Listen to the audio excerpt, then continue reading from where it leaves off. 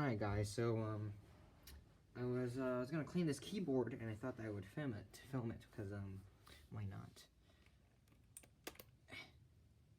Yeah, this is it's a pretty old keyboard and my sister had it, and I was using it because it's got blue switches and they're really good for fast, sensitive, like, I don't know. I think that they're really good for like games and stuff.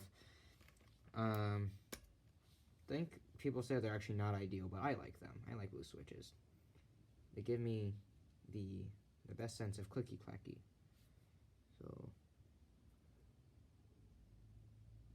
I think this one goes here. Yeah, this is pretty crusty, dusty keyboard, so I'm just cleaning it up. I've got my alcohol and water mixture.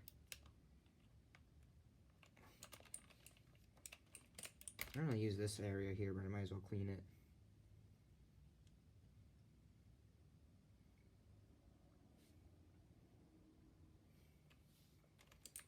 I think layer by layer will be the best.